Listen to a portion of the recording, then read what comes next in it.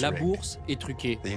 La bourse américaine, la bourse la plus emblématique du capitalisme mondial est truquée. Et tout ça est fait par des ordinateurs?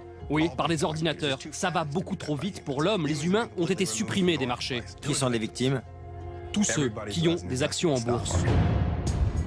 Si vous avez de l'argent en bourse, ne touchez pas à votre téléphone, n'appelez pas votre courtier. Ça chute! Ça chute!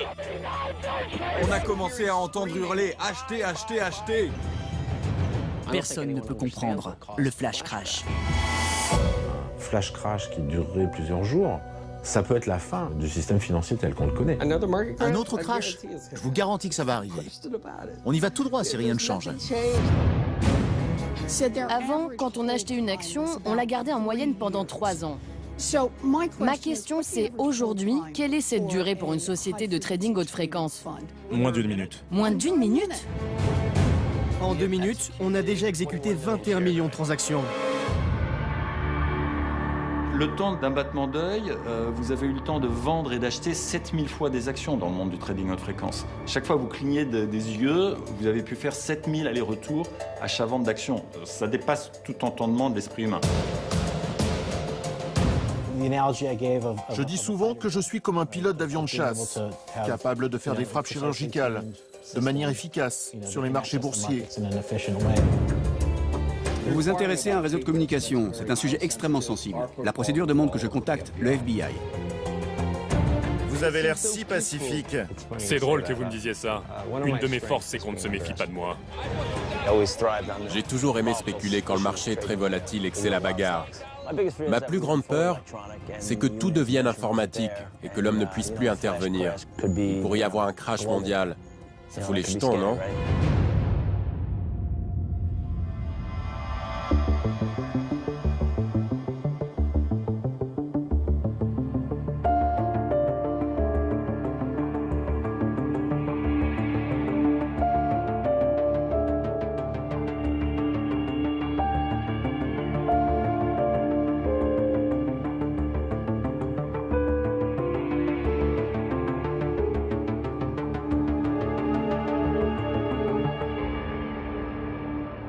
Après la crise des subprimes en 2008, le monde de la finance avait promis de s'assagir. Il joue une fois de plus à l'apprenti sorcier.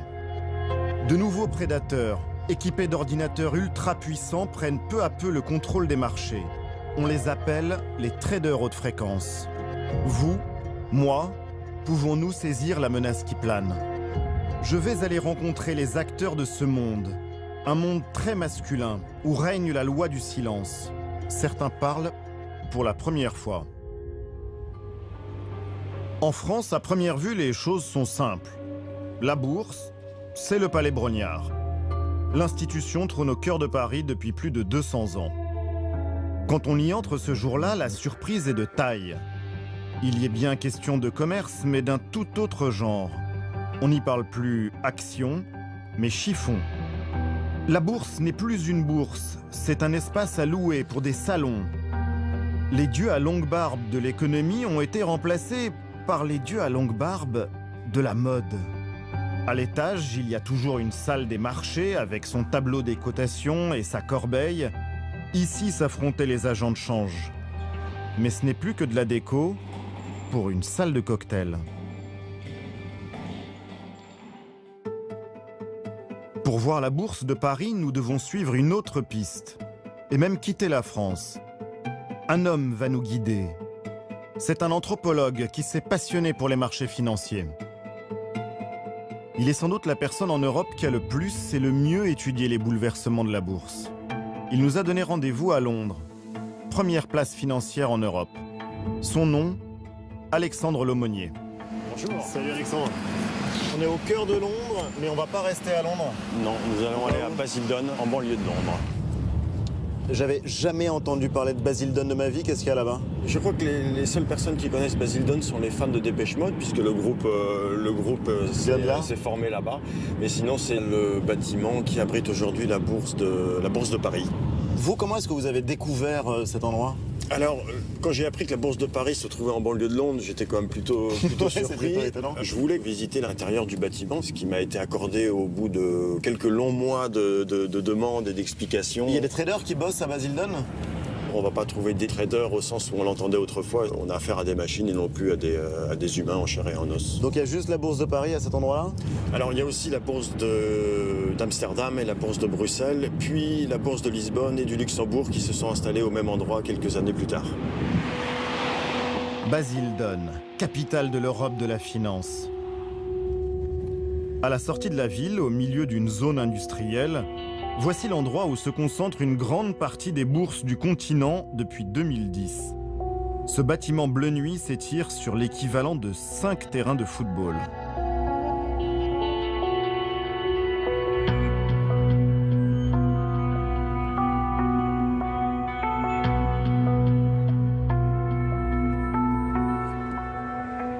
La Bourse de Paris est là, je pense qu'elle est à peu près à ce niveau-là.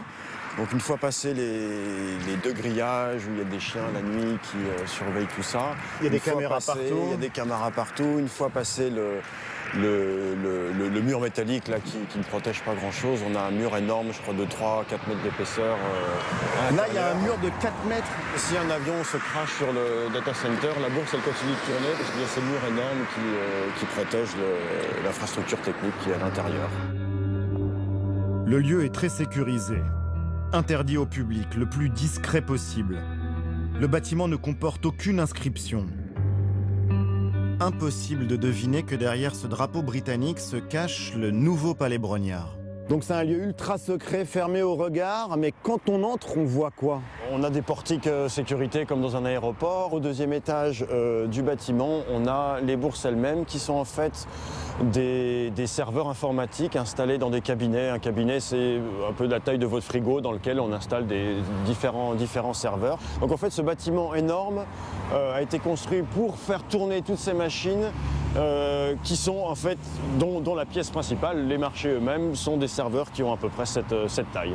Et donc très simplement, si quelqu'un à Paris ou à Bordeaux demande à son banquier de lui acheter tant d'actions d'une compagnie, en bout de ligne, ça va se passer ici? Absolument, si cette compagnie est cotée au CAC 40, l'ordre va passer par un certain nombre d'intermédiaires humains et techniques et au final, c'est un algorithme qui se trouve ici qui va acheter l'action que vous avez demandé à votre banquier d'acheter pour vous, tout simplement. Pour voir où s'échangent nos actions, nous faisons une demande au siège parisien. C'est bon, mais écoutez, je suis pas de votre demande et puis on va vous recontacter très rapidement. Après 10 jours de silence, on nous renvoie vers Londres. Je vous préviens, normalement, nous n'autorisons pas les caméras dans nos installations.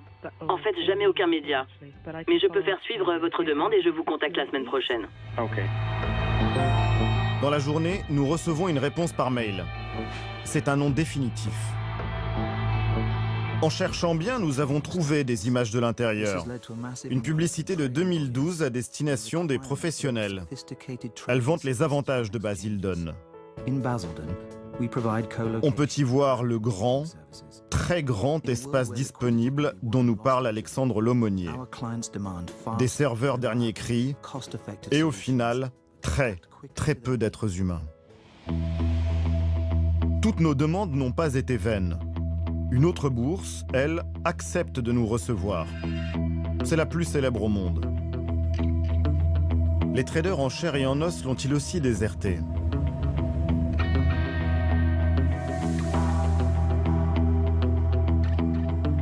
À New York, Wall Street, plus que le nom d'une rue, c'est le symbole même du capitalisme. La bourse siège au numéro 11 depuis 150 ans. Devant ce temple de la finance, des statues païennes parées de vertus qu'on dit miraculeuses. Fortune à celui ou celle qui les touche.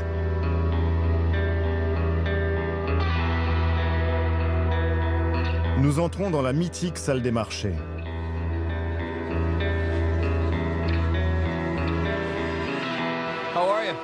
Bonjour, Bob Pizzani. Bienvenue à la Bourse de New York. Bob Pisani est l'un des plus célèbres chroniqueurs boursiers de la télévision américaine. Comme ses collègues, il donne tous les jours la température des marchés aux Américains. De cet endroit, il connaît tous les codes. Là, c'est le stand de Goldman Sachs. Le matin, quand il y a beaucoup d'activités, on peut les voir s'activer, notamment les jours où des entreprises rentrent en bourse. On les voit se bouger un peu plus que là. Les traders auraient toujours le contrôle. Mais il suffit de jeter un œil aux archives pour se rendre compte que quelque chose de profond a changé. Pendant des décennies, une journée normale à la bourse, c'était ça. Fred Steele is now 90.5 bid offered at 3/4. 200. 3,500. 3,200. Des milliers d'initiés avec leur dialecte propre. Une douce musique aux oreilles des spéculateurs. 9 bid offered at 40. 3,8. You say 68.18 bid offered at 68.5. Plus les années ont avancé, plus la frénésie des voix s'est intensifiée, en diapason avec la folie des marchés.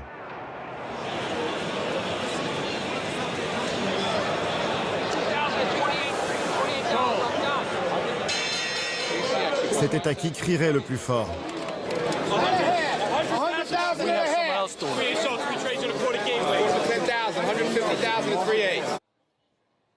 Aujourd'hui, au plus fort de la journée, on se croirait dans une bibliothèque municipale.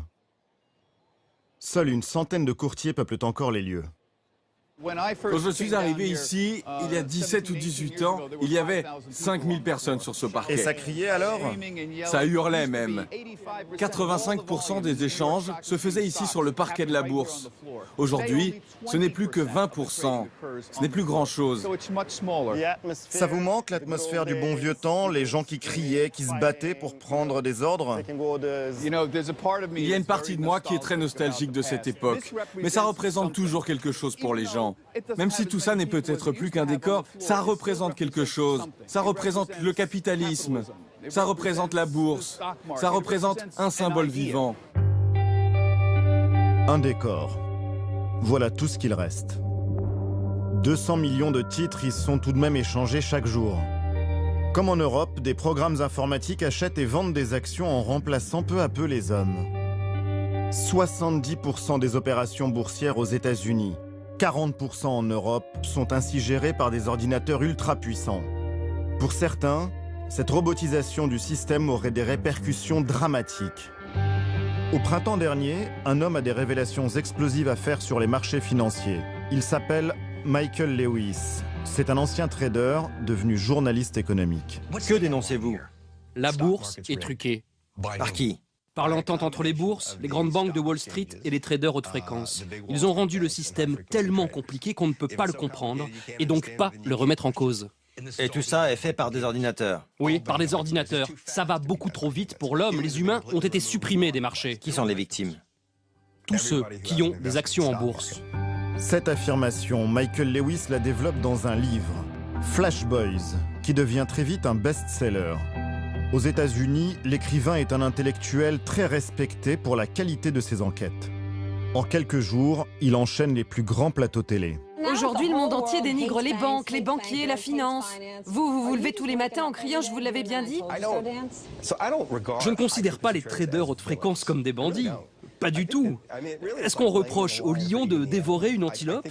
En fait, c'est plus le système qui est devenu dingue. Ces traders, ils sont programmés pour faire quoi? Pour tirer profit de toutes les opportunités, de la moindre faille du système. Ils ne sont pas programmés pour décider si c'est moral ou immoral ou bon pour le monde. Ils ne raisonnent pas comme ça. L'enquête de Michael Lewis est digne d'un polar, presque de la science-fiction. Voici un monde dans lequel il ne suffit pas d'avoir du talent pour commercer. Il faut d'abord contrôler la vitesse. Devenir maître du temps. Trouver le rythme que les autres n'ont pas.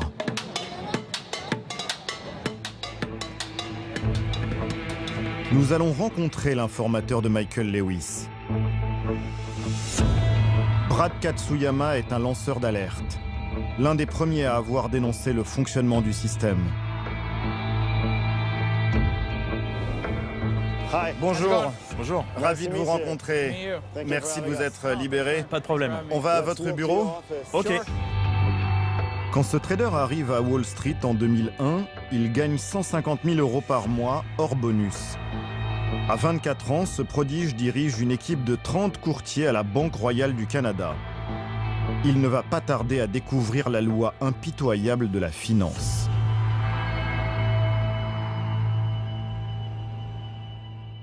Mais quelle vue! Ça donne envie de monter sur un bateau et de partir au large. Ah, vous savez, quand on travaille ici depuis longtemps, on n'y fait même plus attention. Brad, comment est-ce que tout a commencé? Moi, mon métier, ça a toujours été de faire du trading. Jusqu'en 2007, tout ce que je voyais sur mon écran, que ce soit un achat ou une vente, je pouvais m'y fier à 100%. S'il y avait 10 000 actions disponibles, je faisais une offre pour ces 10 000 actions. Mais à partir de 2007, ce qui s'est passé, c'est que quand je voyais 10 000 actions sur mon écran, le temps de taper ça sur mon clavier, l'ordre partait, et ça me revenait en disant « Vous avez acheté 7 000 actions ». 7 000 actions? Oui, et en 2008, ce n'était plus que 6 000. En 2009, je n'en obtenais plus que 5 000. Plus le temps passait, plus la part de ce que je voyais à l'écran diminuait. Quand je demandais à mon service informatique « Qu'est-ce qui se passe avec mon ordinateur ?», il me répondait qu'il y avait beaucoup de monde sur le marché et que d'autres personnes voulaient acheter des actions exactement au même instant que moi. Moi, je leur ai dit « Je vais vous prouver que vous avez tort. Je vais acheter ça, mais je ne vais passer l'ordre que dans 5 secondes. Si pendant que je compte, les actions disparaissent, ok, c'est que nos ordres coïncidaient et que quelqu'un d'autre voulait acheter. » 1, 2, 3, 4, 5. Et c'est comme ça que vous avez découvert que quelque chose n'allait pas? Oui, on a compté, et c'est seulement quand j'ai appuyé sur Entrée que les offres ont changé. En faisant cela, je leur ai démontré que j'étais le déclencheur. La seule raison pour laquelle les prix augmentaient, c'est que je voulais acheter. C'est comme si quelqu'un lisait vos pensées. Oui, je me suis dit que quelqu'un était beaucoup plus rapide que nous. En fait, ce qui arrive à Brad Katsuyama, c'est un peu comme si une famille faisait la queue pour acheter des places de cinéma. Quelqu'un voit la longue file d'attente, il passe devant tout le monde sans que personne ne s'en aperçoive. Il achète une bonne partie des tickets. Quand vient le tour de la famille, il n'en reste plus assez au guichet. Pour aller voir le film, elle est obligée d'acheter ses places à ce nouvel intermédiaire, mais évidemment un peu plus cher. La banque de Katsuyama perd ainsi des dizaines de millions de dollars. Il décide alors de recruter une équipe pour comprendre qui le devance et surtout comment. L'enquête dure 1 an. Et c'est l'un d'entre eux, Ronan Ryan, qui va découvrir comment leurs concurrents les devancent systématiquement. La solution de l'énigme tient dans une carte qu'il conserve précieusement. Elle indique l'itinéraire des traders haute fréquence. Vous, Ronan, vous ne venez pas de la banque. Non, non, c'est clair. Et qu'est-ce que vous faisiez avant de rencontrer Brad et de travailler avec lui? Je travaillais dans les télécoms. Et vous ne connaissiez rien à la bourse? Non, vraiment rien. Quand je suis arrivé le premier jour, j'ai assisté à une réunion de 3 heures sur le trading algorithmique et j'en suis ressorti en n'ayant pas compris un mot de ce qu'ils avaient dit. Mais ça a été aussi un choc pour Brad parce qu'il a reconnu que lui ne savait pas grand-chose de la technologie utilisée par ses ordinateurs. Alors on a fait donnant-donnant. Toi tu m'enseignes le trading, qui pour moi est du chinois, et moi je vais t'apprendre la technologie à laquelle tu ne comprends rien.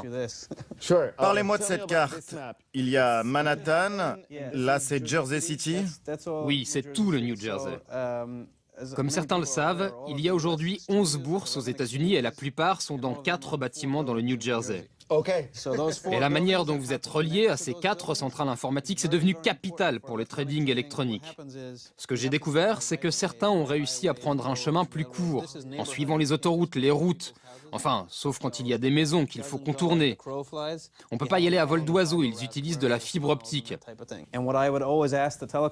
Pour avoir cette carte, j'ai dû harceler les opérateurs. Je répétais, dites-moi où passent vos fibres. Je leur ai fait croire que je voulais devenir un client. Dans les télécoms, ces cartes, c'est le nerf de la guerre, ça vaut de l'or. Ils ne les lâchent pas facilement. En jouant au détective, Ronan Ryan a découvert le parcours de ses rivaux. Les ordres de Brad Katsuyama partent de Manhattan et arrivent à une première bourse dans le New Jersey. C'est là que l'attendent les traders haute fréquence. Quand l'ordre de Katsuyama repart pour la bourse suivante, ces traders ultra rapides sont capables de le devancer grâce à leurs fibres et de faire augmenter le prix avant que son ordre n'arrive. Et c'est pareil avec toutes les bourses de la région.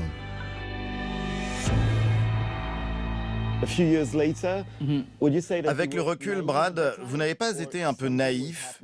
Personne ne pouvait s'apercevoir de ce qui était caché dans l'ombre? Je peux vous garantir qu'on n'a pas été les premiers à découvrir ces fibres secrètes. Peut-être, je sais pas, les 10e ou les 15e. Mais tous ceux qui ont découvert le poteau rose ont voulu en tirer avantage. Pourquoi? Parce que c'est comme ça qu'on fait de l'argent. Le meilleur moyen de gagner de l'argent, quand un système a des failles, c'est d'utiliser ces failles à son profit. C'est ce que beaucoup ont choisi de faire. C'est comme si vous vous apercevez qu'une machine à sous dans un casino est déréglée, on gagne à tous les coups, et on ne veut le dire à personne. C'est ça le trading haute fréquence. Ces révélations enflamment Wall Street. Certains traders haute fréquence sortent même de leur silence pour l'affronter sur les plateaux télé. Avec nous, Manoj Narang.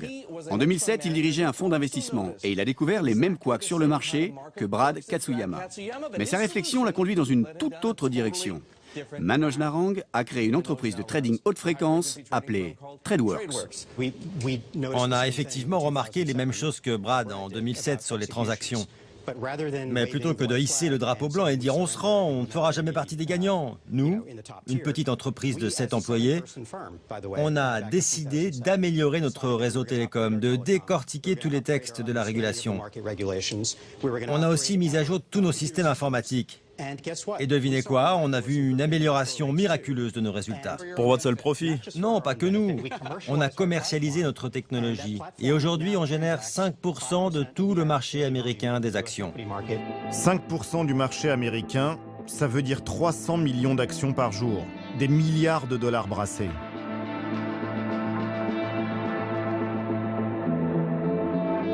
L'entreprise est le seul trader haute fréquence aux États-Unis à avoir accepté de nous recevoir.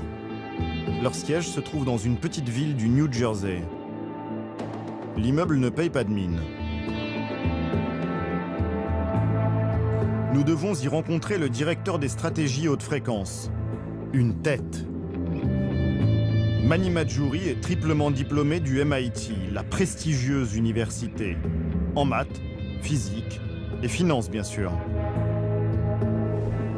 Voilà l'endroit. Ça ne ressemble pas à une firme de trading, on se croirait plutôt dans une start-up. Ah ouais? Personne n'a de cravate, pas de costume. C'est ça la nouvelle culture d'entreprise. Et donc combien de personnes travaillent ici? 15. Voici donc la tanière des nouveaux loups de Wall Street. Le trading haute fréquence, une activité rigoureuse dans une ambiance plutôt décontractée. On a du mal à le croire. Le jour de notre venue, ces 15 personnes vont voir passer entre leurs mains près de 100 millions d'actions. Pour comprendre, il suffit d'observer les fluctuations d'un titre sur une journée. Regardez ce que l'on voit.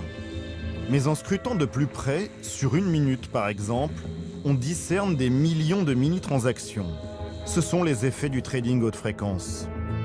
Toutes les actions achetées par TradeWorks ne vont faire que circuler ici. Chaque soir, en fin de séance, l'entreprise doit avoir tout revendu. Nous, dès qu'on l'a acheté, on revend aussitôt chaque action un tout petit peu plus cher. Ce que rapporte chaque transaction est loin d'être génial. Mais si on les additionne toutes, on fait un bénéfice qu'on va dire acceptable. Sur combien de bourses travaillez-vous simultanément? Aux États-Unis, à tout instant, on est actif sur 20 à 30 bourses. Quand on lui parle des critiques sur son métier, il les balaye d'un revers de la main. Pourquoi est-ce que tant de monde dit que les traders haute fréquence truquent le marché? Que si le marché est biaisé, c'est la faute des traders haute fréquence? Certains voudraient changer le système et revenir en arrière. Mais ma question c'est, qu'est-ce qui vous déplaît vraiment? La technologie mise en place ou juste le fait qu'il y ait des gens sur les marchés qui innovent? Mais vous le savez, la crainte qu'inspirent les traders haute fréquence, c'est la peur des robots. Des robots qui opèrent sur les marchés à la place des êtres humains. Je ne pense pas que les robots prennent le contrôle de quoi que ce soit. Je dis souvent que je suis comme un pilote d'avion de chasse, capable de faire des frappes chirurgicales, de manière efficace sur les marchés boursiers. Et ça, c'est bien. Désormais, nous sommes dans un monde où la vitesse est essentielle, où avoir une technologie de pointe vous rend meilleur. La technologie rend-elle vraiment l'économie meilleure? Pour Thierry Philipponas, ce n'est pas si évident. Cet ancien trader surveille les bonnes pratiques sur les marchés. Il s'intéresse depuis leur apparition aux robots boursiers. C'est utile à l'économie, le trading haute fréquence? Non. Il n'apporte rien au marché, il ne fait que capter une rente parce qu'il est plus futé, plus rapide, plus technique que les autres. Si on admet que c'est la façon normale de traiter, le marché financier se déconnecte complètement de la notion de valeur d'une entreprise. C'est quoi une action cotée en bourse? C'est une fraction d'une entreprise qui est censée représenter la valeur de cette entreprise. Pour eux, traiter une action X ou une action Y, c'est comme traiter un jeton de casino. Il n'y a aucune différence. Le seul intérêt, c'est que ça s'échange en permanence. On pourrait se dire, après tout, il y a des gens malins qui gagnent de l'argent. Tout va bien. Et moi, ça me va très bien comme raisonnement. Sauf que, si ça se fait au détriment de l'intérêt général étant qu'on a besoin d'une économie qui puisse être financée par les marchés financiers, là, on commence à avoir un problème. C'est par pudeur que vous ne dites pas que c'est une arnaque? Juridiquement, le trading haute fréquence est parfaitement légal. D'un point de vue philosophique, ça consiste à créer un leurre. Voilà, à créer un leurre. Je vous leurre, regardez, il est beau mon prix, vous y allez. Et puis ça va tellement vite qu'on s'en aperçoit peut-être même pas. Ça va tellement vite qu'on s'en aperçoit pas, ou que quand on s'en aperçoit, il est trop tard. Allez toujours plus vite, avec des outils toujours plus sophistiqués. Pour les traders haute fréquence, le rendez-vous à ne pas rater, c'est chaque année, en novembre, à Chicago. 5000 participants bichonnés et pas une seule caméra à part la nôtre. L'endroit est réservé aux businessmen de toute nationalité. Ils s'enthousiasment devant des écrans mystérieux, avec un seul but, faire pleuvoir au plus vite les dollars. Dans leur slogan, une seule obsession, la vitesse. Un trading plus rapide en toute intelligence. Avec un esprit rapide, nous bâtissons un grand futur. Choisir nos services, c'est la garantie d'avoir la plateforme boursière la plus rapide au monde. Pour être le plus rapide au monde, ce commercial a sa botte secrète. Un réseau high-tech pour filer d'une bourse à une autre. Si une société vient nous voir pour dire « Nous voulons une connexion rapide entre un point A et un point B », nous fournissons le réseau pour permettre aux traders haute fréquence d'acheminer leurs ordres dans les data centers des bourses. On fournit un service haute performance qui leur permet de ne pas avoir de lignes engorgées et que leurs informations ne se perdent pas en route. Pour cela, nous avons créé notre propre réseau. Il nous appartient. C'est privé. Personne n'a accès aux données de nos clients. Ces réseaux, on les appelle des dark fibers, autrement dit des fibres noires, des fibres VIP réservées à un seul client. En 2010, une société de télécom va relier directement New York à Chicago, les deux plus grandes places financières du pays. Une fibre privée de 1200 km. Grâce à elle, une information met 6,5 millièmes de seconde pour traverser un tiers des États-Unis. Un chantier pharaonique réalisé dans le plus grand secret. Au milieu du tracé, la Pennsylvanie. Le long de la Nationale 61, ça ne se voit pas tout de suite. De drôles de poteaux coiffés d'un chapeau orange. Tous les 400 mètres, ils jalonnent le parcours. Une fois qu'on les a remarqués, on ne voit que ça. Ils sont tellement visibles qu'on a du mal à croire que c'est secret. Sur l'itinéraire, Sunbury, 10 000 habitants.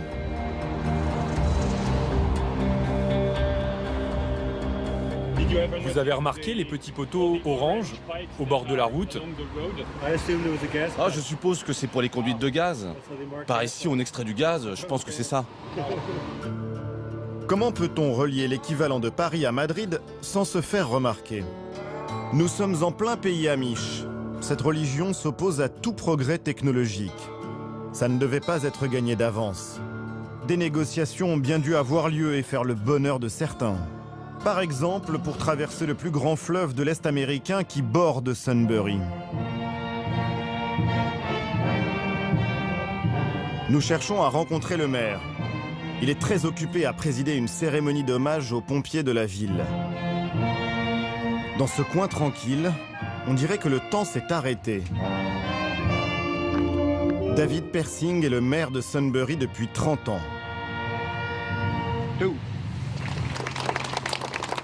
Le chantier de la fibre, il s'en souvient vaguement. C'était à l'été 2010. Il accepte de nous montrer là où le câble passe dans sa commune. C'est en bas de cette route, après 2 ou 3 stops. Là en bas, tournez à gauche. Pas trop vite, il peut y avoir des enfants qui jouent dans le coin. Voici le pont, vous pouvez le voir.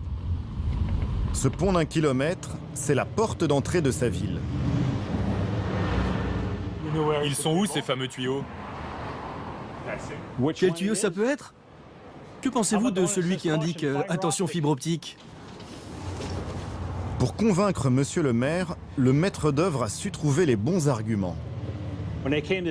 Quand ils sont venus me voir ici à Sunbury, ils m'ont dit « On pourrait passer par d'autres ponts, mais on veut faire affaire avec vous. » J'ai ouvert mes bras et je leur ai dit avec plaisir. L'idée, c'est qu'on aura le droit de se brancher au réseau à 2-3 endroits. Donc, si on veut séduire par exemple une grosse industrie qui veut s'installer et qui a des besoins numériques, nous, on pourra proposer ce service alors que les autres villes alentours ne l'ont pas. Que ce soit la semaine prochaine ou dans 10 ans, cette fibre, c'est une opportunité pour Sunbury. Cette fibre n'aurait que des avantages. Mais ils vous ont dit que cette ligne, c'était avant tout pour la bourse, entre New York et Chicago? Je ne m'en souviens pas du tout, je ne sais plus vraiment s'ils nous ont dit à quoi ça servait. Pour se rafraîchir la mémoire, David Persing propose de jeter un œil au contrat qu'il a signé à l'époque. Bonjour Cheryl, vous me sortez le contrat sur la fibre? Merci. Allons lire ça dans mon bureau. Que dit le contrat sur l'usage réel de cette fibre? L'usage réel de cette fibre? Ce sont des câbles de fibre optique qui servent à la télécommunication. C'est tout? Oui. Moi, ce que j'ai compris, c'est que cela permet au pays entier de bénéficier d'Internet à haut débit. Il n'est jamais question de trading haute fréquence? Non.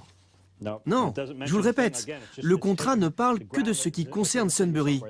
Il n'y a pas d'explication. Moi, j'ai toujours cru que ça traversait le pays de l'Atlantique au Pacifique. Ils nous versent 14 000 $ par an pour le passage. C'est pas grand-chose. Non, mais la raison pour laquelle c'est pas grand-chose, c'est qu'on sait que tôt ou tard, ça peut nous rapporter beaucoup si on s'y raccorde. Donc, on n'a pas demandé 100 000 $ par an. Ou 1 million, vous l'auriez eu. Oui. Le pari du maire est pour l'instant raté. En 4 ans, aucune industrie nouvelle n'est venue s'installer chez lui. Des milliers de contrats ont ainsi été signés avec des municipalités, des particuliers ou des entreprises qui possèdent des terrains le long du tracé. Pour nous montrer, pas de problème. Quant à parler d'argent, ils vous payent un loyer pour passer sous votre propriété? Je n'ai pas le droit de répondre à cette question. Voir des étrangers poser des questions sur ces installations, ça n'a d'ailleurs pas plu à tout le monde. Donnez-moi votre passeport. Désolé de faire ça. Mais nos concitoyens gardent toujours un œil ouvert sur ce qui se passe en ville. C'est eux qui nous ont alertés de votre présence. Alors nous, on doit tout vérifier. Quelques heures après être arrivés, notre équipe a droit à une visite surprise de la police locale. Vous êtes sûr que vous n'êtes pas des terroristes? Je ne crois pas. Vous n'êtes pas fichés? Ok, merci messieurs. Encore une question, vous serez encore en ville demain? Parce que le temps de faire mon rapport. Juste pour vous dire que je vais devoir passer un appel. La procédure demande que je contacte le FBI. En fait, c'est eux qui diront si tout est en règle.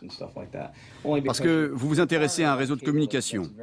Et ici, c'est un sujet extrêmement sensible. C'est une question de sécurité nationale. On doit les informer pour être sûr. Entendu? Cette fibre, Alexandre Lemonnier la connaît parfaitement. tous les traders haute fréquence se sont battus pour en être clients.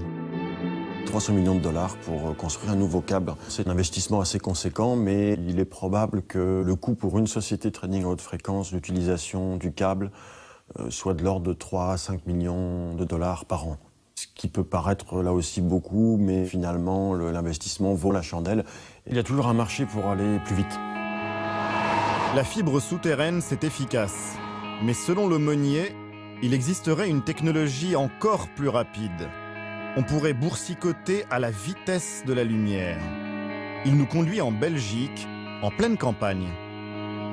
Là, on cherche un pylône qui appartenait autrefois à l'armée américaine et qui sert aujourd'hui à une société de trading à haute fréquence, Jump Trading, de Chicago, qui a installé des antennes sur ce pylône pour pouvoir faire transiter des données entre les bourses de Francfort et les bourses de Londres.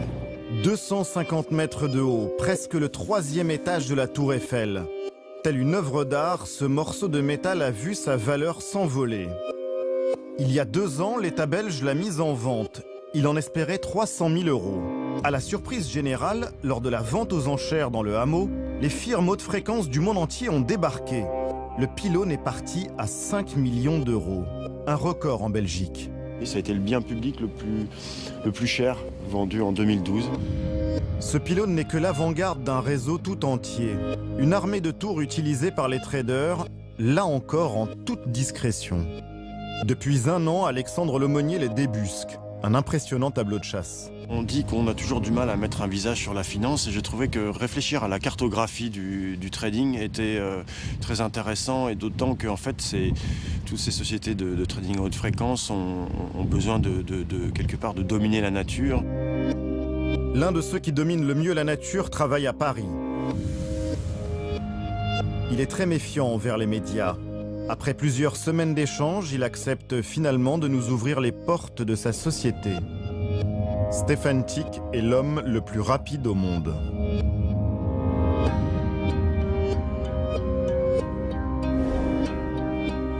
Ancien d'Harvard, il a longtemps créé des logiciels pour la BNP avant de redécouvrir une vieille technologie, les ondes radio. Dans le milieu, on les appelle les micro-ondes.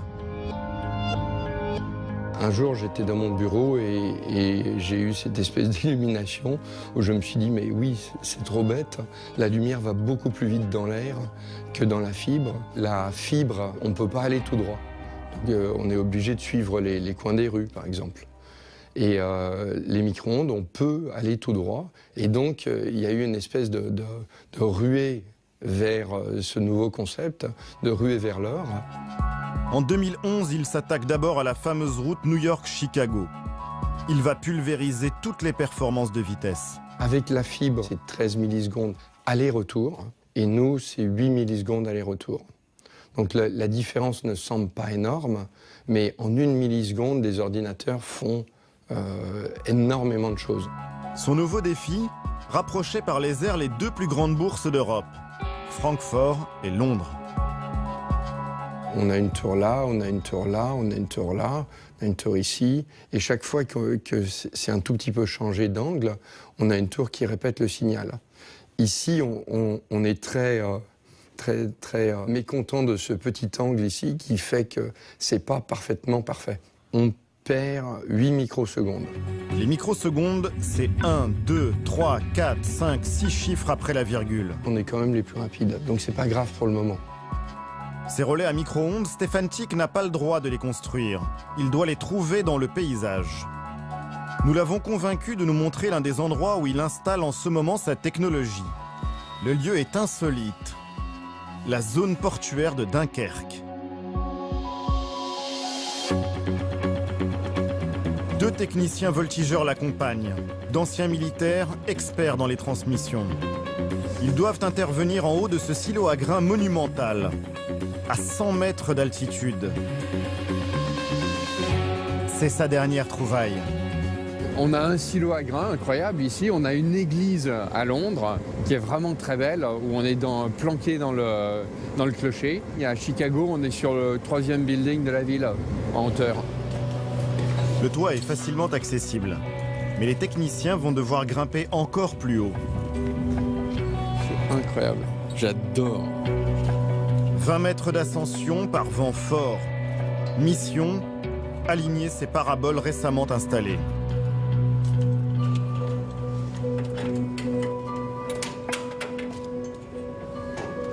Ces énormes antennes, qui font quand même 1,80 m de diamètre, ils doivent les pointer à 0,1 degré de précision pour maximiser le signal qui est reçu en venant de l'Angleterre. Pour faire gagner des millions à coups de clé à molette, il vise la prochaine tour, située à plus de 50 km de l'autre côté de la mer du Nord. Dans cette direction-là, on va vers Londres. Et de l'autre côté, donc dans la direction de l'antenne du haut, nous allons vers Francfort. Le loyer pour cette vue imprenable est confidentiel. Plusieurs dizaines de milliers d'euros par an. Le prix de l'ultra-vitesse. On est passé d'un aller-retour entre Londres et Francfort de l'ordre de 8 millisecondes à un aller-retour de l'ordre de 4 millisecondes. La fibre, les micro-ondes, c'est déjà rapide. Mais il y a une dernière astuce qu'ont trouvé les traders haute fréquence. Il est possible de gagner encore quelques millièmes de seconde. Ces traders se sont installés à l'intérieur même des places boursières. Contre 25 000 euros par mois, ils louent des box au plus près du serveur de la bourse pour y placer leurs propres ordinateurs. On appelle ça la colocation. Et pour que personne ne soit désavantagé, on vérifie au millimètre près que la longueur du câble est la même pour tout le monde. Comment en est-on arrivé là? La vitesse, ça ne date pas d'hier, c'est même aussi ancien que la bourse. Il y a d'abord eu les pigeons voyageurs, ensuite le télégraphe, et puis le téléphone, les pneumatiques aussi, et même les patins à roulettes. Toutes sortes d'inventions. Mais c'est l'ordinateur qui va tout bouleverser. Plus possible de revenir en arrière. Le premier à l'avoir compris est devenu richissime. Certains voient en lui le père du trading haute fréquence. Ce milliardaire habite à 60 km au nord de New York, près de Banksville. Ça ne s'invente pas. Pour le rejoindre, il faut passer une première barrière. Puis 2 km plus loin, une deuxième. On aperçoit d'immenses écuries. Ce n'est pas dans son discret manoir de 2500 mètres carrés, caché parmi les arbres, qu'il nous a conviés. Plutôt dans sa petite dépendance qui lui sert de bureau au fond du jardin. Celui qui nous rejoint tranquillement est une légende, comme seule l'Amérique s'est en créée. Thomas Peterffy fait partie des 150 personnes les plus riches de la planète. Fortune estimée, plus de 10 milliards de dollars. C'est ça le rêve américain? Non, c'est le rêve hongrois. Ce Hongrois a fui le communisme en 1965. Il a 21 ans quand il débarque aux États-Unis. Comme je ne parlais pas anglais, je me suis dit qu'apprendre le langage informatique serait plus simple pour moi que de prendre des cours d'anglais. Thomas Peterffy fait aussitôt ses armes sur cette machine, une Programma 101. Il devient programmeur et met ses talents au service de courtiers de Wall Street. En 1983, il va avoir une idée de génie. Je me suis dit qu'il fallait que je réussisse à mettre mes programmes dans une sorte d'ordinateur portable. Et c'est ce que je vais vous montrer. Cette machine qui a changé sa vie et la bourse, il la conserve religieusement dans son antre. La réussite s'y affiche insolemment.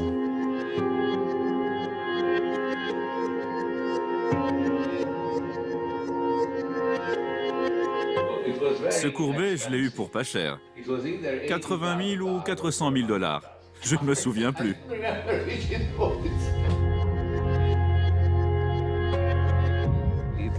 Ma tablette, elle ressemble exactement à ça. C'est la première que j'ai créée. Elle a une puce à l'intérieur qui pouvait calculer les cotations en temps réel et les afficher sur l'écran. Quand on appuyait dessus, l'ordinateur comprenait qu'on venait d'acheter ou de vendre une action. Certains pensaient que je n'aurais pas dû être autorisé à l'utiliser. D'autres que ce n'était pas grave, que de toute façon ça ne marcherait pas. Mais ça a très bien marché, pendant très longtemps. Une tablette tactile, presque 30 ans avant celle qu'on connaît aujourd'hui. 4 ans plus tard, en 1987, nouvelle étape. Il invente un ordinateur qui achète et vend des actions tout seul. Même plus besoin d'humain. Un jour, un contrôleur du Nasdaq est venu dans nos bureaux. Il s'attendait à trouver un open space avec une flopée de traders au travail. Il rentre dans la pièce et il n'y a personne. Alors il dit, d'où viennent toutes ces transactions ou comment vous faites? Je lui réponds, c'est juste cet ordinateur qui fait tout le boulot. Il réfléchit pendant un moment et il dit, vous ne pouvez pas faire ça. Je lui dis, pourquoi pas? Il prend le règlement et il trouve la petite ligne qui stipule que tout ordre doit être entré en utilisant un clavier.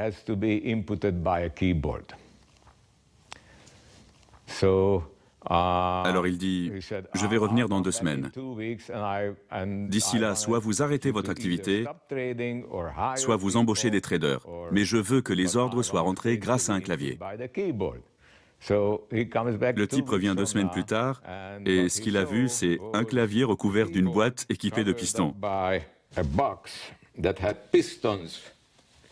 Les pistons étaient actionnés par un autre ordinateur. En fait, c'était un automate dactylo.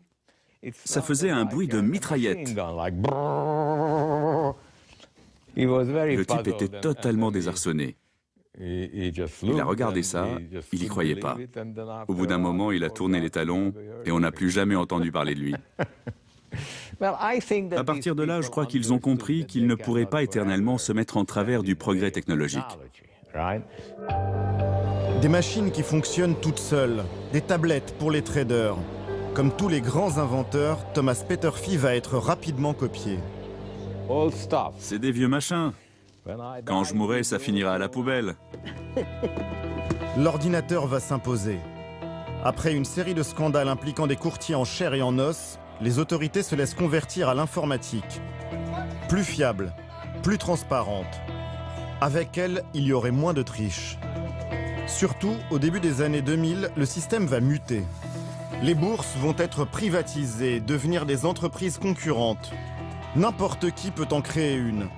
En Europe, par exemple, de 40 plateformes d'échange, on passe à 267. Pour favoriser la libre concurrence, en 2007, les règles deviennent très permissives. C'est la naissance officielle du trading haute fréquence. Dans ce nouveau monde électronique, tout le monde se lance dans l'ultra-vitesse. Certains n'ont pas su s'adapter. Les robots ont eu leur peau. Dans un coin tranquille de Long Island, nous allons rencontrer l'ancien chef des courtiers d'une des plus célèbres banques au monde, la Bank of America. Danny O'Donnell, il a passé 25 ans sur le parquet de la bourse de New York.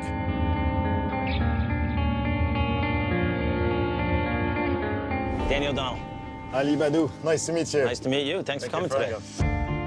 Pour découvrir son nouveau bureau, il faut prendre le bateau. Prêt pour un tour en bateau? Bien sûr. Vous en faites tous les jours? Tous les jours et tous les soirs. Je l'ai appelé volatilité. Racontez-moi pourquoi. Quand vous êtes vieux comme moi, vous savez pertinemment que quand le marché n'arrête pas de monter et descendre, c'est là qu'on se fait le plus d'argent. Si ça bouge pas, il n'y a rien à se faire.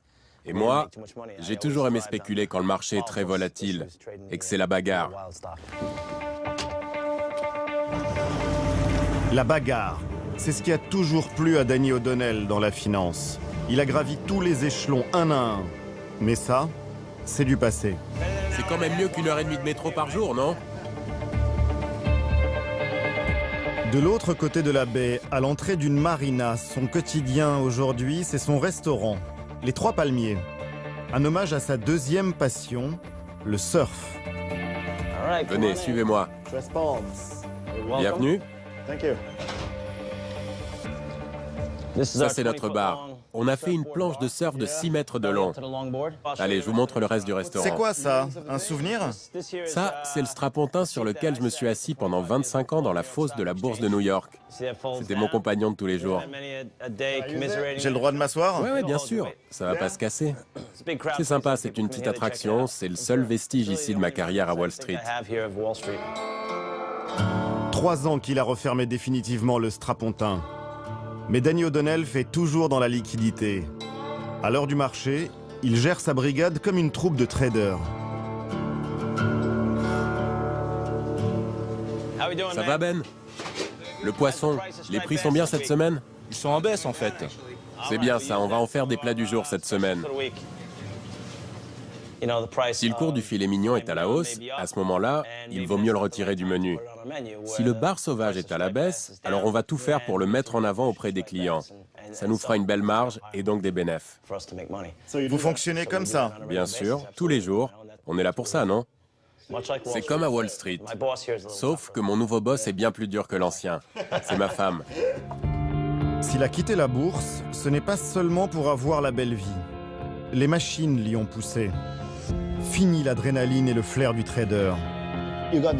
Ça vous a écœuré cette nouvelle façon de faire du business? Nous, ça restait intelligible pour l'esprit humain. Avant, quand vous aviez une info avant les autres à la bourse, ça vous permettait de gagner de l'argent en étant les premiers à faire une belle opération. Alors que là, c'est sûr, ils sont rapides, mais c'est uniquement pour nous piquer notre info et nous court-circuiter au moment de l'achat. Vous avez l'impression d'avoir été remplacé par des ordinateurs? Absolument, aucun doute là-dessus. Pas de doute. Dans ce domaine, je suis devenu un dinosaure à l'âge de 47 ans. Peut-être que l'homme n'a pas besoin d'intervenir tout le temps, mais parfois c'est utile d'avoir quelqu'un qui puisse dire « Qu'est-ce qui se passe ici? Les ordinateurs sont-ils devenus fous ?» Il y a les dinosaures et ceux qui les ont remplacés. Des mathématiciens. Ceux qui rendent les ordinateurs malins. Ce sont eux les nouveaux maîtres de la finance. C'est à Paris que les meilleurs sont formés. Qu'est-ce qui se passe si vous mesurez la corrélation du Bund et du Bobble? Si vous mesurez la corrélation du Bund et du Bobble sur ce jeu d'actifs, vous allez trouver 0. D'accord. Avant, on n'avait pas des données toutes les millisecondes. Parfois, vous pouvez dire dans des articles, on dit oui, notre modèle permet de reproduire l'effet de Hepps. Ouais, enfin, heureusement, quoi. N'importe quel modèle raisonnable va faire ça, quoi. Bienvenue au Master Probabilité et Finance de Polytechnique et Paris 6. D'accord. Si vous ne comprenez rien, c'est normal. Ce cours s'adresse aux plus brillants étudiants de leur génération en mathématiques. Ils viennent du monde entier, écoles d'ingénieurs, d'informatique et même d'aéronautique. Il y a quelques mois, ils ne connaissaient rien à la bourse. Désormais, certains s'y voient déjà. J'aimerais bien faire du haute fréquence, à rejoindre l'informatique, les mathématiques, la statistique, les comportements économiques. Vous avez déjà le costume? Je passe un entretien, donc... Pour une boîte de trading haute fréquence? Ouais. Exact. C'est un secteur qui finalement en ce moment embauche pas mal parce qu'il y a plein de nouveaux problèmes qui arrivent avec l'électronisation des marchés qui est assez récente. On a plein d'opportunités d'emploi. Et ça paye bien? J'aime bien. Non, c'est une bonne question. Une bonne question qui se heurte déjà à la culture du silence chère aux banquiers. Ils gagneront environ 10 000 € par mois, une somme qui triplera dans les 5 ans. Et pour les meilleurs, ce sera beaucoup plus. Ce salaire élevé repose sur leur faculté à créer des algorithmes, des formules mathématiques qui donnent vie aux robots traders. Un algorithme de trading, c'est simplement un programme informatique qui va essayer de réaliser au mieux les transactions en vue de la demande d'un client. L'algorithme, il va faire la même chose que l'homme, sauf qu'il le fait plus vite et qu'il a une capacité d'intégration du contexte de marché, il a une capacité d'intégration de l'information donnée par les données beaucoup plus importante que celle de l'homme. Le souci, c'est qu'avec ces logiciels, on peut perdre le contact avec l'économie réelle. Viser une compagnie d'aviation ou un marchand de yaourt, l'algorithme s'en fiche. Il ne faut pas se le cacher, et ça c'est peut-être une des problématiques, une des dérives de la haute fréquence. Il y a un certain nombre des investisseurs de marché qui n'ont en un sens aucune idée de ceux qui sont en train d'acheter et ceux qui sont en train de vendre. Ils agissent juste sur des phénomènes statistiques, algorithmiques. Dans cette bataille, toutes les firmes vont créer leurs propres algorithmes. À chacun son super soldat. Ils ont des noms bizarres et menaçants. Guérilla, Sumo, Ninja. Sniffer tente sans cesse de repérer les autres. Iceberg essaye de lui échapper, sans se faire croquer par Shark. La plupart sont auto-apprenants, ils sont capables de s'auto-améliorer en fonction du contexte dans lequel ils évoluent. Certains sont autorisés, d'autres complètement hors la loi. Certains étudiants peuvent travailler dans certaines fibres de haute fréquence qui ont une forme de mauvaise pratique. Donc on a plusieurs cours de régulation afin que les élèves soient conscients de l'illégalité de certaines pratiques. Ensuite, c'est comme si je vous disais, quand on fait un cours de chimie, on ne va pas dire aux étudiants « attention, vous pouvez fabriquer une bombe atomique ». Sur les marchés, les algorithmes, légaux ou non, se comptent en dizaines de milliers. Un bouillon de culture presque impossible à comprendre, même par les acteurs du marché. Si on voulait avoir une vue globale de l'interaction de tous ces agents algorithmiques pendant une seule journée de trading dans le monde entier, il faudrait récupérer toutes les données sur toutes les cotations, les transactions de tous ces marchés, ce qui, je pense, représenterait en termes de données plusieurs milliers de fois la Bibliothèque nationale de France. Dans ce brouillard, il devient plus facile de commettre des délits qui passeront inaperçus. Ces délits, un homme les piste. Nous le retrouvons dans la banlieue de Chicago. Eric Hunsader est le seul à observer en toute indépendance le marché américain.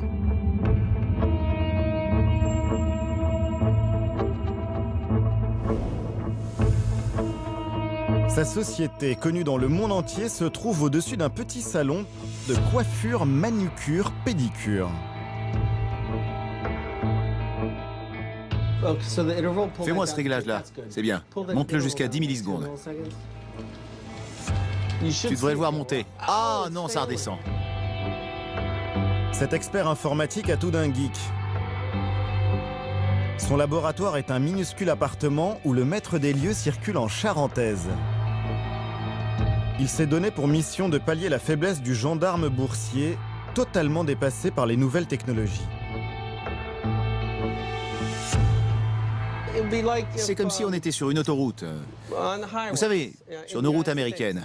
Bon, on a une limitation de vitesse. Et les gens respectent les limitations de vitesse, non pas parce qu'il y a un panneau, mais parce qu'ils ont peur de prendre une amende. Alors, imaginez, si vous savez que la police ne fait jamais de contrôle, que se passera-t-il au bout d'un an? Tout le monde roulera à fond la caisse. Et c'est exactement ce qui se passe sur les marchés. Il n'y a pas de police. Au milieu du désordre, dans une des pièces de son appartement, ses serveurs. Il y archive depuis 10 ans de très nombreuses séances des bourses américaines. Et voilà mon bureau. 16 heures par jour, il scrute ces 4 écrans où défilent à la milliseconde les séances de la bourse, détectant chaque anomalie, chaque manipulation. Son expertise, il la vend à tous les plus gros investisseurs qui se méfient des marchés. Eric Hunsader est la bête noire des traders haute fréquence.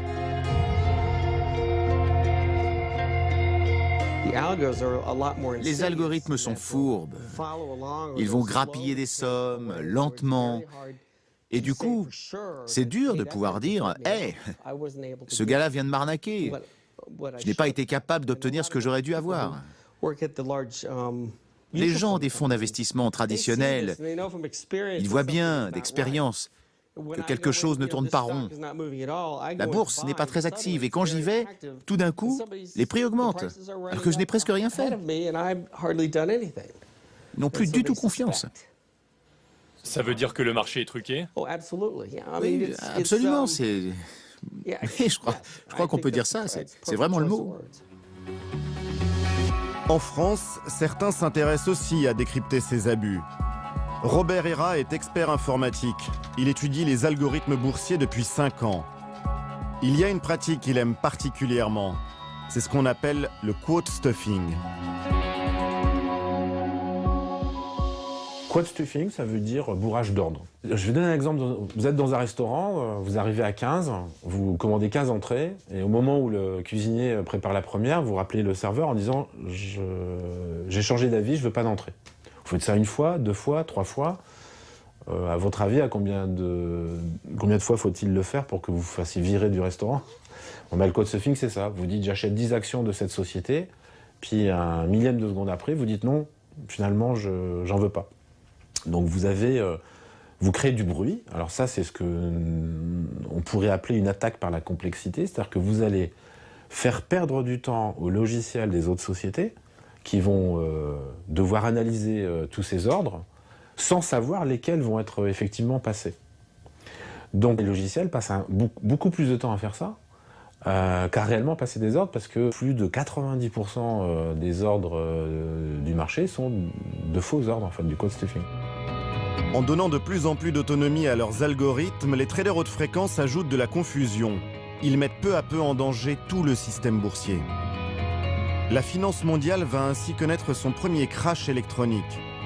Nous sommes le 6 mai 2010, en milieu de journée. Quelques minutes qui vont changer la vie de Dave Lauer.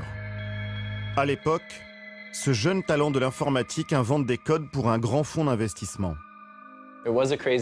Ça a été une journée de dingue. Le marché était déjà assez volatile. La télé diffusait en boucle les émeutes en Grèce. Ce que vous voyez, c'est ce qui se passe en ce moment en Grèce. C'est du direct, ce n'est pas un enregistrement, c'est maintenant. On avait CNBC au travail. J'ai levé la tête et d'un coup, le Dow Jones a chuté de 100 points. Et je me suis dit, tiens, c'est bizarre. La chute a commencé à 14h42 44 secondes, comme on peut le voir juste là. Tous les signaux sont passés au rouge. Toutes les actions sont parties à la baisse. Je suis allé voir mon chef et je lui ai dit, le marché vient encore de perdre 200 points en 2 minutes. Je crois qu'il se passe quelque chose. Il a regardé la télé, il s'est mis à réfléchir. Tout dégringolait. Comme dans tout krach financier, il y a un effet d'emballement collectif. Le marché s'est mis à dérailler totalement. Tout d'un coup, certaines actions plongeaient à zéro, d'autres grimpaient à 1000 $. En moins de 2 secondes, une valeur boursière très solide comme Walmart a décroché de 5%. Procter & Gamble a déjà perdu 25%. Ne faites pas attention à ça, c'est impossible que ça reflète la réalité. J'ai immédiatement appelé mes traders pour leur dire qu'est-ce qui se passe. Ils étaient littéralement pétrifiés. Ils m'ont dit, on n'en a aucune idée. Un des patrons de la boîte arrive et hurle, débranchez tout, cassez-vous des marchés. Alors tout le monde se précipite pour quitter les logiciels, éteindre les machines. À partir du moment où plusieurs centaines de firmes se retirent du marché parce qu'elles commencent à perdre beaucoup d'argent, le marché s'effondre. J'en vois beaucoup qui paniquent. Avec la chute, il y en a même qui veulent acheter de l'or pour assurer leurs arrières. À ce stade-là, on a vraiment cru que le système entier pourrait s'effondrer. À un certain moment, le plus grand marché de Chicago a décidé de stopper toutes les transactions. D'un seul coup, tout s'est effacé. Il n'y avait plus d'achat ou de vente, le marché a disparu.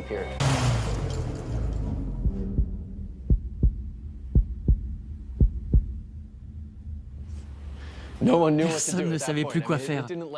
Ça n'a pas duré longtemps, mais je peux vous dire que ces quelques secondes ont été traumatisantes. On n'avait jamais vu quelque chose comme ça. On n'avait même jamais imaginé que le marché puisse disparaître d'un coup. Ils ont utilisé un disjoncteur qui a tout arrêté pendant 5 secondes. Pas plus.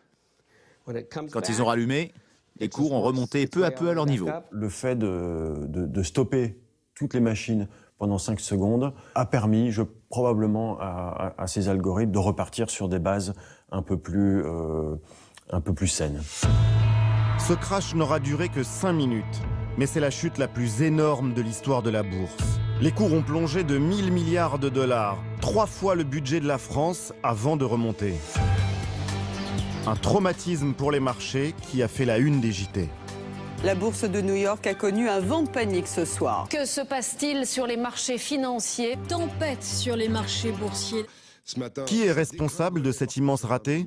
Dans un premier temps, le coupable est tout trouvé. Cette nuit, outre la crise elle-même, l'erreur d'un trader a complètement accentué le phénomène. Tout semble avoir commencé avec l'erreur d'un trader qui vend des actions pour $1 milliard alors qu'il ne voulait en vendre que pour 1 million.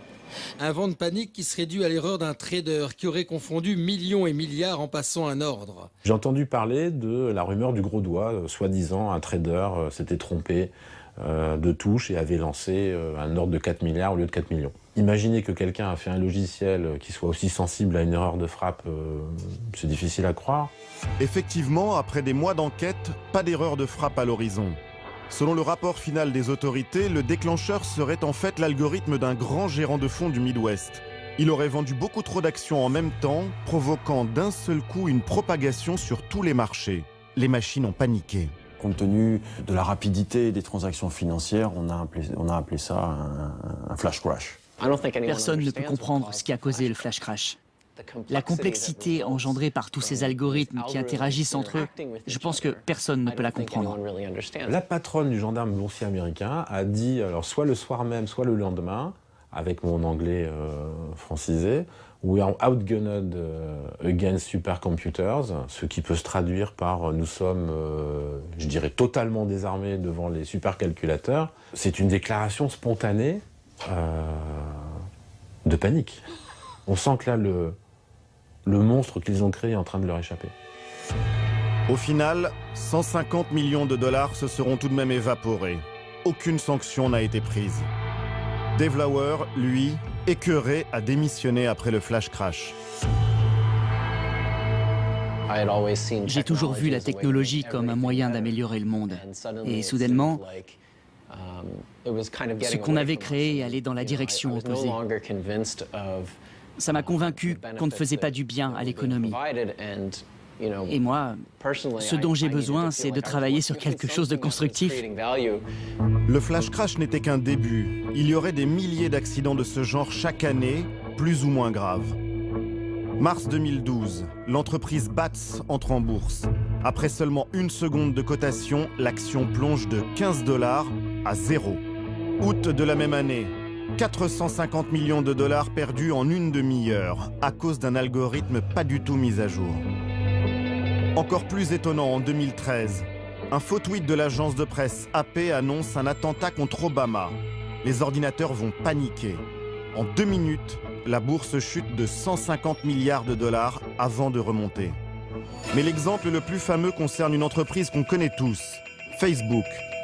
En 2012, c'est l'événement boursier de l'année. La firme entre au Nasdaq.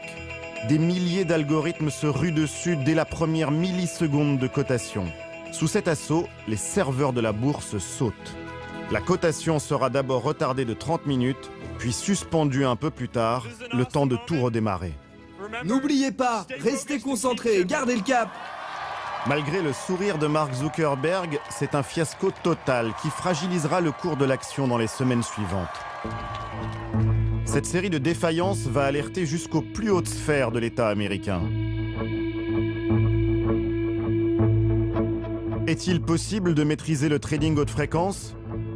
Le Sénat s'empare du sujet et convoque de nombreuses auditions.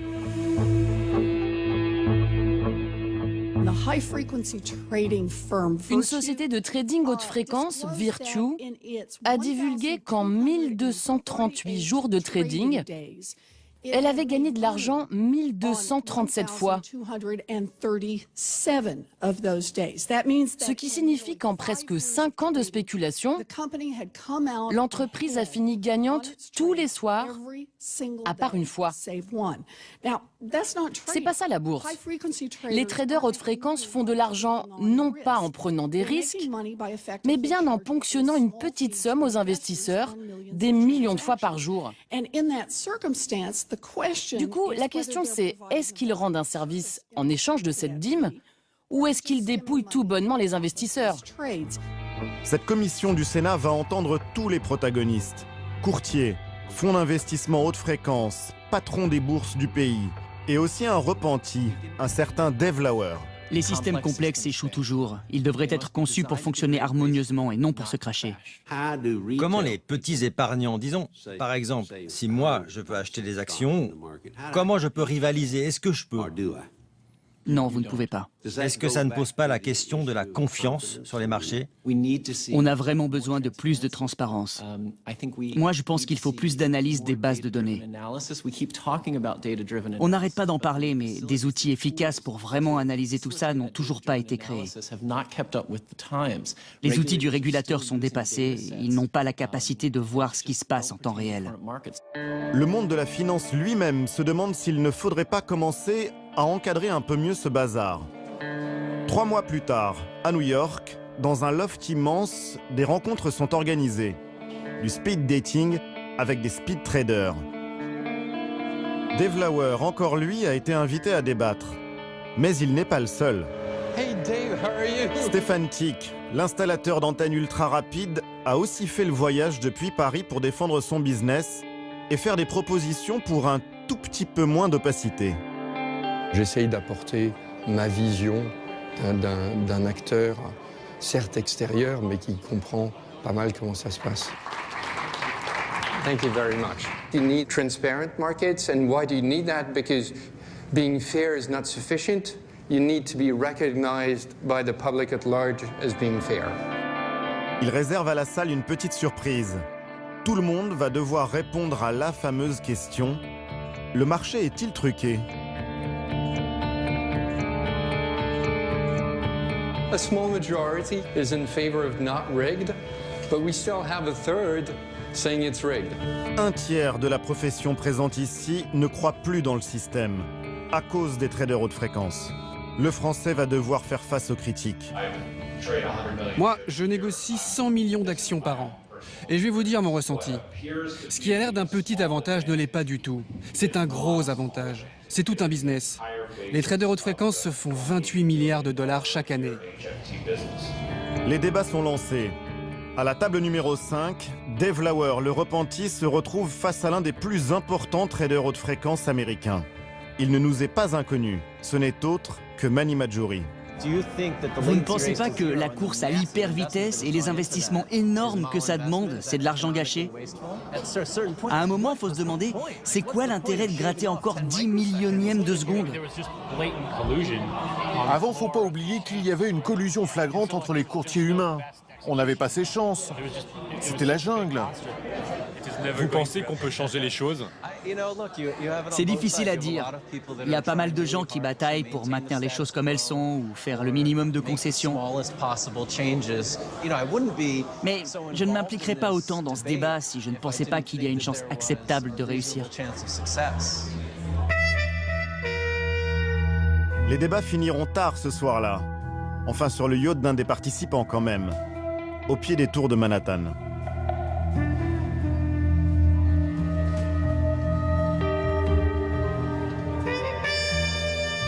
L'autorité boursière américaine, la SEC, commence aussi à se bouger.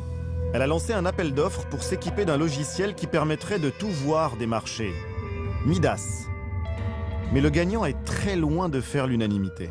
Le problème technique est que pour qu'une société puisse construire un tel logiciel, il faut que cette société connaisse très bien les marchés financiers. Et qui d'autre qu'un trader à haute fréquence connaît aussi bien les marchés financiers. Donc au final, la SEC a décidé de confier la réalisation de ce logiciel, cette machine de surveillance, à un des plus éminents traders à haute fréquence américains. Donc voilà, là il y a clairement un conflit d'intérêts. C'est une firme de trading haute fréquence qui sait exactement ce que la SEC peut voir. Moi, si j'avais la main sur ces données, je saurais précisément ce qu'ils peuvent voir et surtout ne pas voir. Je me ferais plein d'argent en conseillant des boîtes. Hey, ils verront jamais ça. Ou alors, faites gaffe parce que ça, par contre, ils sont capables de le voir. Midas, c'est ça. Un logiciel qui enregistre les millions de transactions d'une journée. Et l'entreprise qui l'a créé, TradeWorks. Certains disent que vous êtes à la fois juge et partie. Vous savez, il y a eu un appel d'offres très exigeant pour choisir celui qui devait s'en occuper. Et on a bien fait attention à séparer Midas de notre activité quotidienne de trading. Je pense vraiment que c'est une critique infondée. Il y a quelque chose de totalement impartial avec les données. En aucun cas, on oriente les chiffres ou on incite à les regarder d'une certaine manière. Il y a un autre problème avec Midas, c'est qu'il ne permet de scruter qu'un tout petit bout de la bourse. Midas ne s'occupe que des marchés d'actions. Voilà, vous êtes au New York Stock Exchange, vous achetez du Apple, du IBM, ce que vous voulez. Or, les marchés d'actions sont désormais beaucoup plus petits que d'autres types de marchés, type dérivés, options, je sais pas, matières premières ou devises. Donc, est-ce que ce logiciel peut donner une idée générale de ce qui se passe, ne serait-ce que dans une journée? La réponse est clairement non. La France ferait-elle mieux? Peut-elle contrôler l'essor du trading haute fréquence? Nous avons rendez-vous avec le gendarme de la bourse française, l'autorité des marchés financiers. Bonjour. Bien, bonjour. Merci de nous accueillir. Je vous en prie. Gérard Ramex est à sa tête depuis 3 ans. Parmi les sujets de préoccupation, les risques qui inquiètent dans le trading haute fréquence, il y a ce qu'on appelle les flash crash. Il y en a eu en France? On n'a pas eu de flash crash comparable à celui des États-Unis il y a quelques années, de 2010, mais on a régulièrement sur tel ou tel titre à un moment des décalages qui sont anormaux et qui proviennent du dysfonctionnement de la formation des prix dus à des algorithmes. Ça, c'est exact. Et ça vous inquiète? Ah oui, c'est assez inquiétant. Et est-ce qu'il y a un risque de perte de confiance des investisseurs? Les grands gérants actions, et pas seulement en France, sont très négatifs, à ma connaissance, à l'égard du trading haute fréquence. Il y a ces grands fonds dont vous venez de parler, et personne ne pleurera sur leur sort? Personne ne pleurera sur leur sort, sauf vous et moi, si on a mis notre argent dans un de ces fonds. Parce qu'en fait, ils ne gèrent pas leur argent, ils gèrent l'argent de tout le monde. Donc si vous avez de l'assurance vie avec des unités de compte, eh bien, votre performance sera un peu moindre parce que l'exécution des ordres aura été un peu moins bonne. À l'AMF, on s'intéresse de plus en plus à ces traders haute fréquence. Laurent Combourieux dirige la cellule qui traque les manipulations. Sur ces 30 enquêteurs, 3 travaillent désormais spécifiquement à les pister. Comment est-ce qu'on enquête sur le trading haute fréquence? On a mis en place des serveurs spécifiques avec des bases de données, on a des bases de plusieurs téraoctets de données. Par exemple, dans une enquête, on est amené à gérer 1,5 milliard d'ordres. Pour décrire ce qui s'est passé pendant 20 millisecondes. 20 millisecondes, ça représente... Un dixième du temps que vous mettez pour cligner des yeux, par exemple, d'accord? Et ben, il nous faut à peu près 20 pages de description dans un rapport d'enquête, d'accord? Ah, sachant qu'une séance de bourse, ça commence à 9h, elle finit à 17h30, donc c'est beaucoup de millisecondes. C'est très compliqué de demander son algorithme à une boîte de trading haute fréquence. Ah oui, c'est sûr qu'ils ne vous le donnent pas spontanément. C'est comme demander à Google son moteur de référencement, ils ne vont pas vous le donner spontanément. Et puis après, si vous voulez, nous on est en enquête, donc on est sur des faits passés, il faut trouver l'algorithme qui fonctionnait, qui était en service au moment qui nous intéresse, pas l'algorithme qui tourne aujourd'hui. Alors il faut savoir que les traders haute fréquence, ils ajustent les algorithmes. En permanence? En permanence. Donc il faut connaître les paramètres de l'époque des faits, quoi. Sinon ça ne sert à rien, quoi. Et dans les cas passés, on a dû comprendre ce que faisait l'algorithme. C'est pour ça qu'on a mis un certain temps.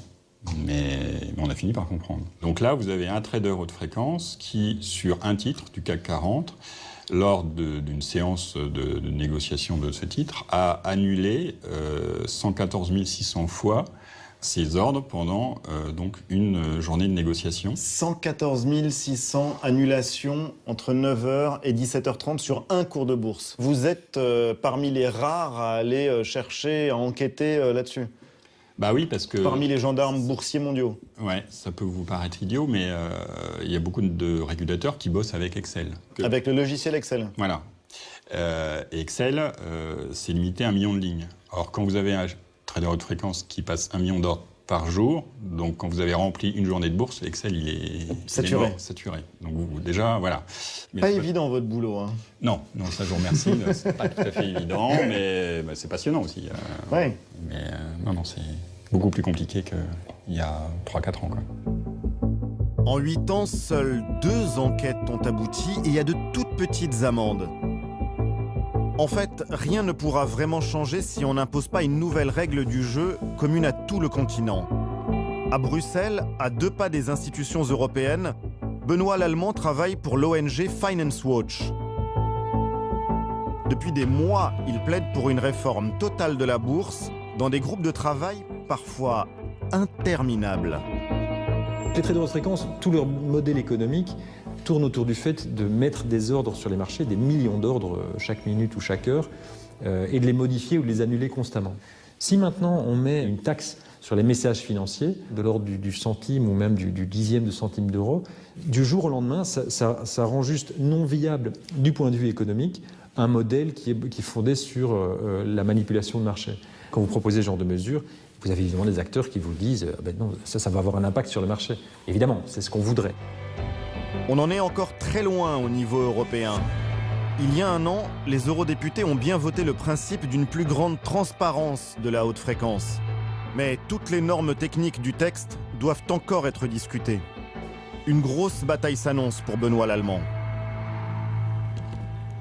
Ça fait 1200 pages en fait. C'est pas du tout du langage facile à comprendre.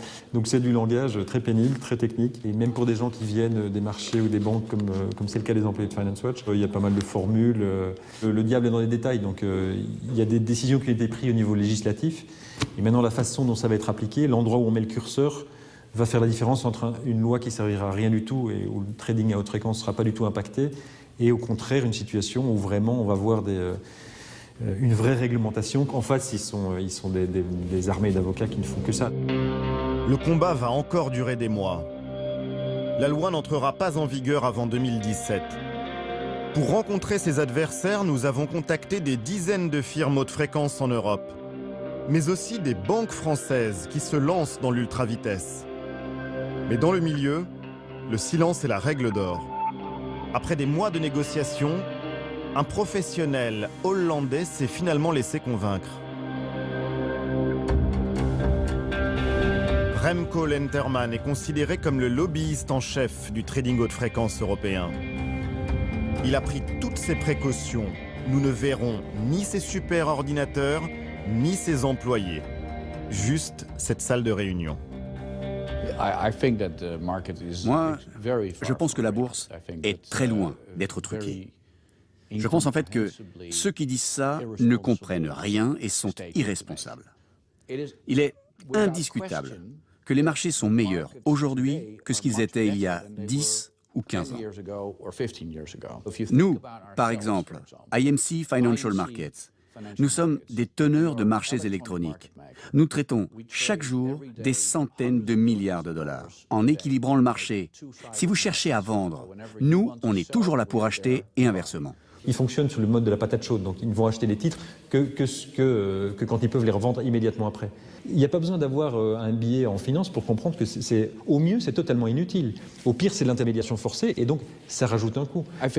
Je n'arrive toujours pas à comprendre qu'on dise que nous ne générons pas de la valeur, car nous sommes indispensables pour les marchés.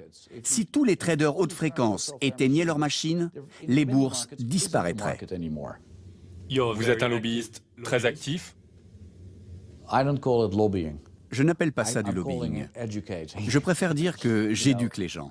C'est aussi simple que ça. Je vais vous dire, dans le futur, tous ces discours populistes contre nous s'arrêteront. Parce que les gens verront dans 3, 4 ou 5 ans que les acteurs dont tout le monde parle aujourd'hui apportent beaucoup au marché. Et même parfois, les font vivre. N'en déplaise à Remco Lenterman, les critiques ne sont pas près de s'arrêter. Dans le Wall Street Journal, un homme a déclenché une nouvelle bataille. Il remet en cause l'impartialité des bourses. Pour plus de profit, elles seraient devenues les complices des traders haute fréquence. Ces accusations vont faire trembler toute la finance américaine. Après plusieurs échanges très longs par téléphone, nous obtenons un rendez-vous chez lui. Stamford, Connecticut, petite ville de bord de mer où vivent beaucoup de ceux qui travaillent à Wall Street. Haïm Bodek est un ancien maître stratège des marchés. Dans le milieu, on l'appelait le marchand d'armes algorithmiques. Hi, good to see you. Hi, I'm Ali. Hey, Thank you for having us. Hey, yeah? Haïm Bodek n'est pas un banquier. Son domaine universitaire à lui, c'était les mathématiques et l'intelligence artificielle. Nous voilà dans la Batcave. D'ailleurs, je crois que ma femme a déplacé mon Batman. Ah, il est là. Oh. Le chevalier noir. C'est vous. Vous avez beaucoup de livres sur la guerre, la stratégie. Moi, ça m'a toujours intéressé. Mais c'est surtout en vieillissant que j'ai commencé à lire des choses sur les grandes batailles. Notamment quand je suis arrivé à Wall Street, parce que des guerres, j'en ai vu pas mal là-bas. Et pourtant, vous avez l'air si pacifique. C'est drôle que vous me disiez ça. Une de mes forces, c'est qu'on ne se méfie pas de moi. Bodek va vite s'initier au combat boursier. Il travaille pour les plus grandes banques, UBS, puis Goldman Sachs, avant de créer sa propre firme de trading haute fréquence. Certains des algorithmes qu'il invente vont se révéler redoutables. Nous, on avait une stratégie pour attaquer les autres et leur prendre 20 000 $ de leur poche, instantanément. Juste comme ça. Boum. Sur tous les marchés, boum. Et parfois, grâce à une formule sur un ordinateur. Oui, on appelait ça un grand balayage, une razzia, d'accord? C'était un algorithme très agressif. Il envoyait des ordres et il le faisait à un moment très précis. Et si vous réussissiez votre coup, au bout du compte, vous pouviez faire virer le mec en face, le jour même. Le jour même. Un monde sans pitié sur lequel Haïm Bodek va régner pendant 10 ans. En 2009, le vent tourne. Du jour au lendemain, son arme fatale rate systématiquement sa cible, sur une bourse en particulier. Un adversaire vient de le neutraliser. Comment vous êtes-vous aperçu que vous vous faisiez avoir? On perdait continuellement de l'argent. Et le but de la bourse, c'est pas ça. Au départ, je me dis pas que notre modèle entier est défectueux. Je pense plutôt que quelqu'un de chez nous, accidentellement, a endommagé notre code. Et je n'arrive pas à trouver cette erreur. Dans un monde où tout se joue à la milliseconde, Haïm Bodek, lui, va rester plus de 6 mois sans comprendre ce qui se passe. Son entreprise menace de mettre la clé sous la porte. Des mois et des mois passent et vous allez à une soirée? Oui, c'était une soirée de traders avant les vacances. Et il y a un type de la bourse en question qui vient me voir et me dit « Tu sais, je vais te dire ce qui t'est arrivé. » Et au fur et à mesure qu'il m'explique, je lui dis « Mais pourquoi vous faites ça ?» En fait, mes ordres étaient désavantagés sur cette bourse parce qu'elle avait changé les règles du jeu en toute discrétion. C'est ce que j'appelle griller la queue. Et donc ce n'était pas qu'une question de vitesse. Non, non, même avec 5 secondes de retard, on pouvait me passer devant. C'était donc de la triche. Bah, tricher, c'est quand vous faites quelque chose qui n'est pas autorisé. Mais là, la réponse de la bourse, c'est que c'était parfaitement autorisé. C'était les nouvelles règles. Oui, les nouvelles règles. En fait, j'ai fini par comprendre que s'il n'avait pas donné ces avantages, qui pour moi sont abusifs, à certains gros traders haute fréquence, ces traders seraient partis ailleurs, sur d'autres bourses. En clair, les bourses avantageraient certains traders haute fréquence pour ne pas les perdre comme clients. Haïm Bodek l'a compris trop tard. Son entreprise a dû fermer. Il a alerté le gendarme boursier. Depuis 4 ans, il attend toujours que l'enquête aboutisse.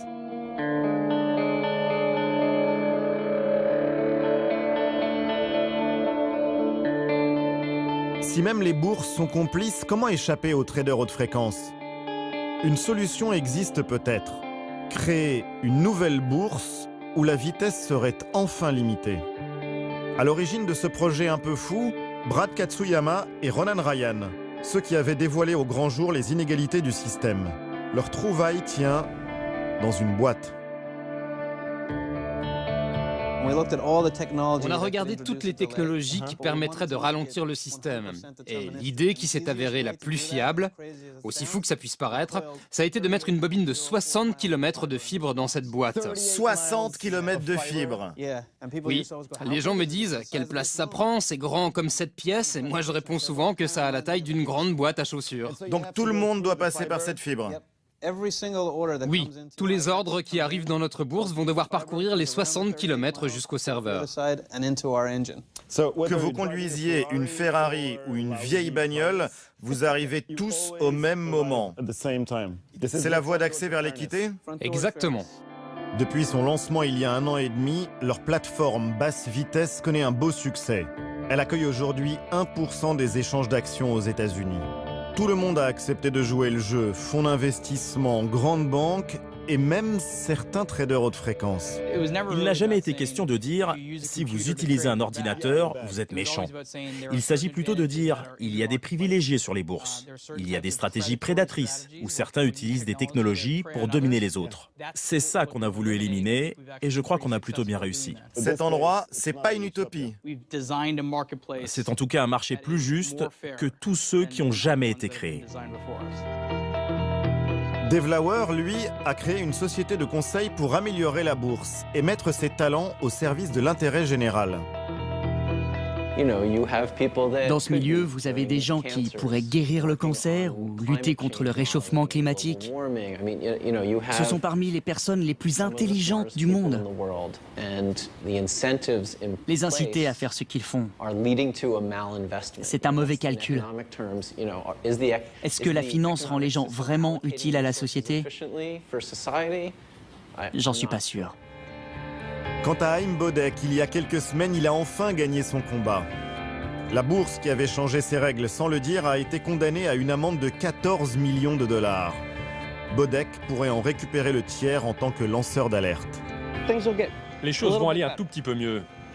Enfin, c'est tout ce qu'on peut espérer. Reste Michael Lewis, le journaliste par qui tout a commencé. Il a vendu les droits de son livre Flash Boys à Hollywood. Les nouveaux loups de Wall Street ne pourront plus rester dans l'ombre.